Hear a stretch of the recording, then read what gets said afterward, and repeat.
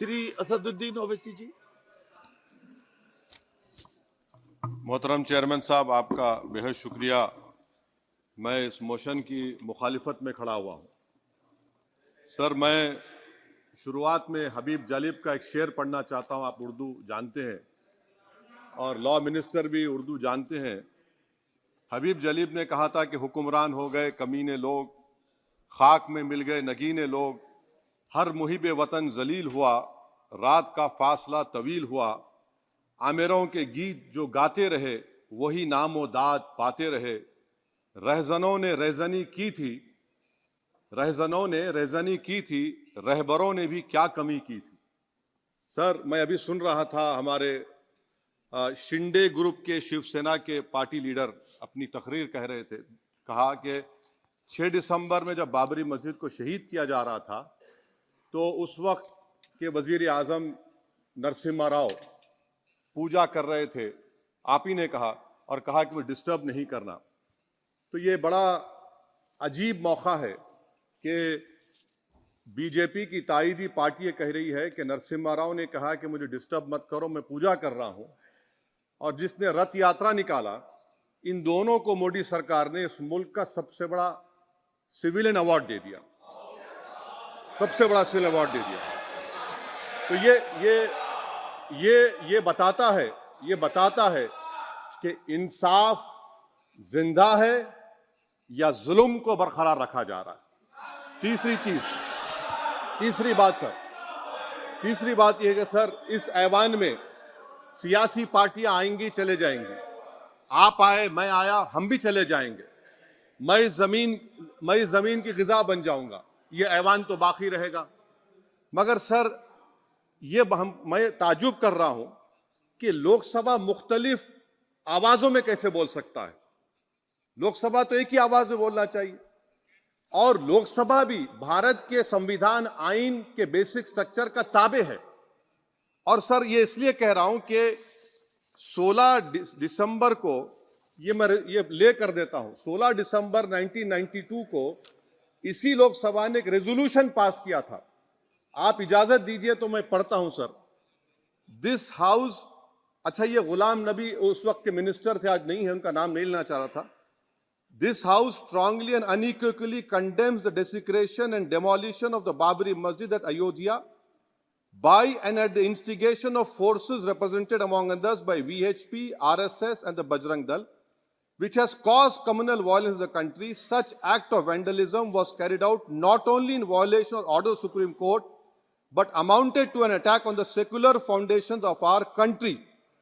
This House expresses anguish at the happenings and wishes to reiterate its resolve that it will ceaselessly endeavor to uphold the secular and democratic traditions of our country and for the maintenance of rule of law.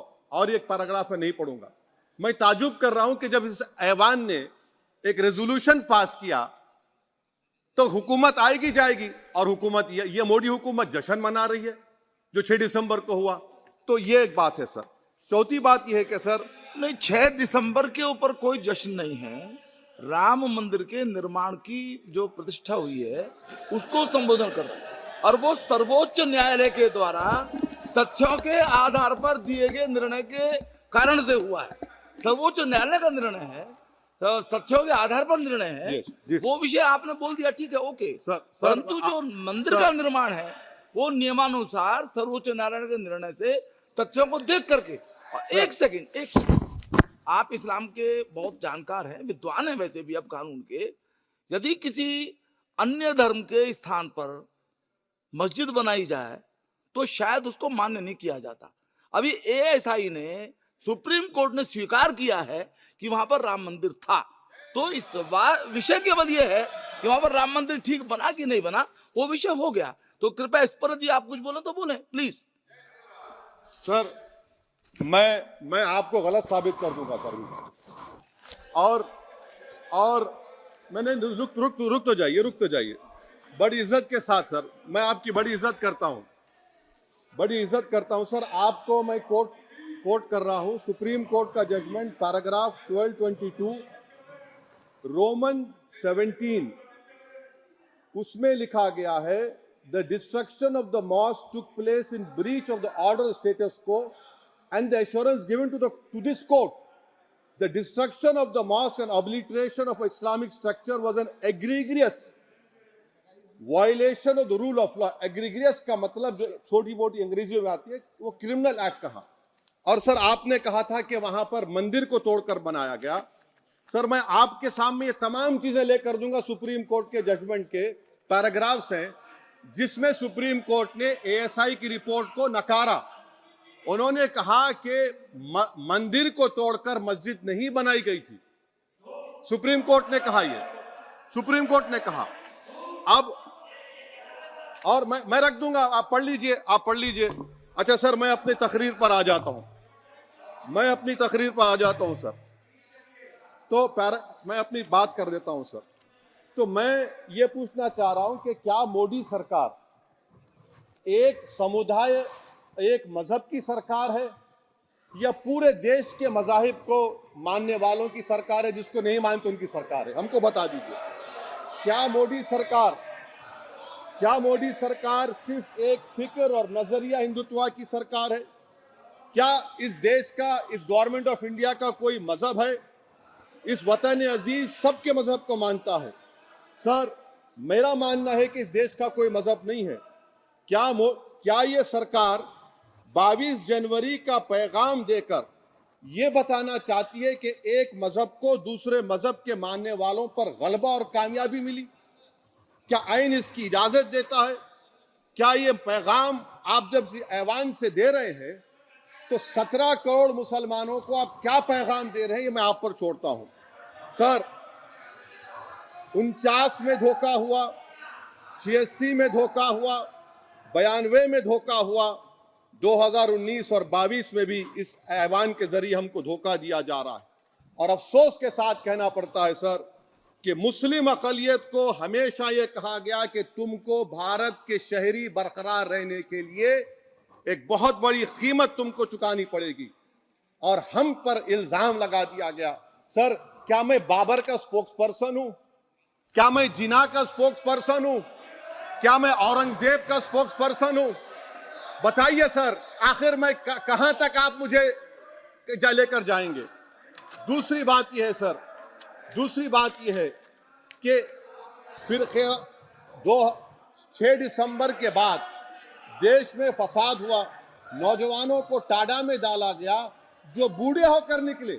यकीनन आपकी सरकार नहीं थी, आपकी सरकार नहीं थी। अच्छा बल्कि मैं तो मर्यादा पुरुषोत्तम राम की इज्जत करता हूं, मगर मैं नाथूराम गोडसे से नफरत करता हूं। मेरी नस्लें नफरत करती रहेंगी क्योंकि नाथूराम गोडसे ने उस शख्स को गोली मारी जिसके जबान से आखिरी लफ्ज निकले हे राम।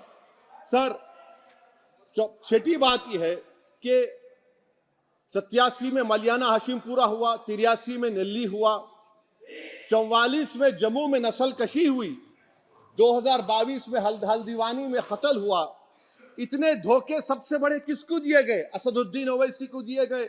मगर फिर भी मुझसे ही कहा जाता है कि वफादारी को तुम साबित करो अपनी ओवैसी। सर आज भारत के 17 करोड़ मुसलमान अपने आप को अजनबी और एलिनेट महसूस कर रहे हैं। मैं बहुत बड़ी नाइंसाफी होती है, सर ये कोई तारीखी नाइंसाफी को इंसाफ नहीं किया जा रहा है। स्पीकर बल्कि सर, अंग्रेजी में स्पीकर सर केवल एक प्रश्न का जवाब ओवैसी साहब दे दें कि बाबर को वो आक्रमणकारी मानते हैं या नहीं मानते? पुष्पमित्रा संघा को आप क्या मानते हैं? बताओ, पुष्पमित्रा संघा को आप क्या मानते हैं? जम्मू के वो कश्मीर के वो राजा को क्या मानते हैं जिसके पास एक फौज थी मंदिरों को तोड़ने के लिए? आप क्या मानते हैं? यही तो मैं कह रहा हूं कि निशिकांत दुबे 47 में आजादी मिली, असदुद्दीन ओवैसी से बाबर की बात पूछ रहे हैं। तुम गांधी की बात पूछते, तुम बोस की बात पूछते, तुम जलियांवाला बाग की बात पूछते, तुम काला पानी में जो मुसलमान शहीद हो गए उनकी बात पूछते, मगर बाबर की बात पूछी जाती है। तो सर मैं आपको बता रहा था, खामखा डिस्टर्ब किए सर, मुझे मेरा वक्त ले लिए निशिकांत दुबे। सर मैं आपसे कह रहा था, मोदी हुकूमत ये पैगाम दे रही है भारत के मुसलमानों को कि जान बचाना है या इंसाफ चाहते हो। मैं कह रहा हूं मैं भीख नहीं मांगूंगा, मैं इस नंगी तासुब को कबूल नहीं करूंगा। मैं दूसरे दर्जे के शहरी के मौक़िफ़ को कबूल नहीं करूंगा। मैं अपनी शनाख्त को नहीं मिटने दूंगा। अब मैं झूठी और दिल फरेब बातों पर हरगिज भरोसा नहीं करूंगा। मैं वो काम नहीं करूंगा जो बीजेपी और नाम निहाद सेकुलर पार्टियां चाहती हैं। मैं वो काम करूंगा जो आपको पसंद नहीं है, संविधान के दायरे में रहकर। सर, कंक्लूजन में मैं आपको बताना चाहता हूं कि आज इस देश को किसकी जरूरत है। इस देश को अयोध्या में, तारीख शायद नहीं पढ़ते होंगे, मौलाना अमीर अली कौन थे, पुजारी बाबा रामचरण दास कौन थे, अयोध्या के पुजारी थे। दोनों ने मिलकर अंग्रेजों के खिलाफ जंग लड़ी थी और दोनों ने, अंग्रेजों ने इनको गिरफ्तार किया और एक पेड़ पर मौलाना अमीर अली को और पुजारी रामचरण दास को फांसी दे दी गई। देश को इनकी जरूरत है। देश को शंभू प्रसाद, अचन खां, ये राजा देवी बख्श सिंह के फौज में थे, अंग्रेजों से मुकाबला किया। मुसलमान की लाश को जला दिया गया और शंभू प्रसाद को दफना दिया गया। इस देश को यह जरूरत है। देश को बाबा मोदी की जरूरत नहीं है। आज भारत को अयोध्या के मौलाना अमीर अली और रामचरण दास, अचन खान, शंभू खान की जरूरत है। सर, मैं अभी सुन रहा था ये नाम निहाद सेकुलर पार्टियों के बयानात को। क्या होता है सर, मैं खत्म कर रहा हूं, क्या होता है सर, जब काजी साहब गवाहों को लेकर दुल्हन के पास जाते कि तुमको निकाह कबूल है, तो दुल्हन शर्मा के खामोश बैठ जाती। तो इनकी खामोशी रजामंदी की अलामत है। जी जी। तो सर, मैं खत्म करने से पहले यह बताना चाह रहा हूं कि जब वजीर आजम जवाब देंगे तो क्या वो भारत के 140 करोड़ जनता के लिए जवाब देंगे या फिर सिर्फ हिंदुत्व की फिक्र रखने वालों का जवाब, मैं खत्म कर जवाब देंगे। मैं ये देश, दुनिया, मुसलमान देख रहा है। सर, मैं आपको ये भी बताना चाह रहा हूं, आखिर में कंक्लूड कर रहा हूं सर, 1 मिनट चाहिए, 1 मिनट चाहिए सर। सर, मेरा मानना यह है कि आज मैं बहैसियत एक भारत के गयूर मुसलमान के, let me stand as a tall Indian Muslim and say that the light of Indian democracy today is at its dimmest today, sir.